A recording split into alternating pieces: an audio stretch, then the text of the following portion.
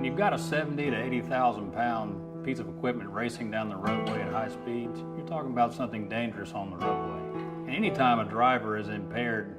there's a danger or a hazard on the roadway. But when it's a truck driver, then that driver can kill just by changing lanes or causing a rear-end accident. In a lot of the cases that we handle, we see instances where the truck driver is either fatigued, or he's impaired, or he's talking on his cell phone, or he's been taking illegal drugs just to try to stay awake long enough to be on the roadway.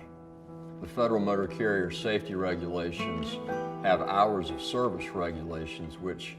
limit the number of hours a truck driver can drive during a period to make sure that they're not fatigued. If they exceed these hours, then they develop fatigue, which has been shown to be just as dangerous as driving under the influence of alcohol or drugs. The federal motor carrier safety regs also speak to inspection, maintenance, and repair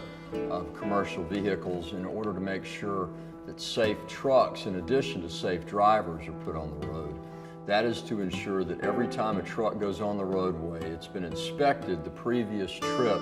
so that any defect affecting safety with the vehicle has been spotted and must be repaired before the vehicle is put back on the roadway. If they're not properly maintained and if they're not made available evidencing the daily inspection of the vehicles,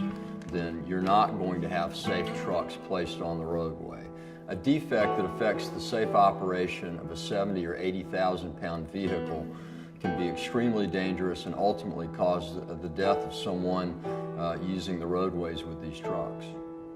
One of the huge disadvantages we have is when a truck accident occurs,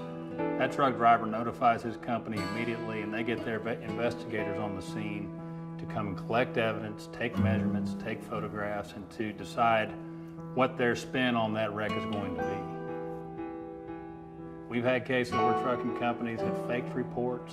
they have falsified logs, and they've gotten rid of material evidence, including things relating to the tires or equipment on the truck that would have been material in that lawsuit.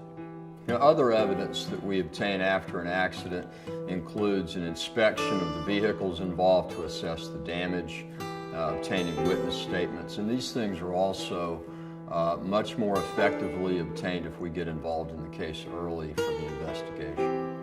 It's always our hope that our clients will retain us early on so that we'll have an opportunity to get our investigators on the scene to preserve evidence that we need to prove the case. We've seen too many instances where the trucking company who gets there first will have an opportunity to come out and destroy evidence or get rid of evidence that we would need later to prove our case.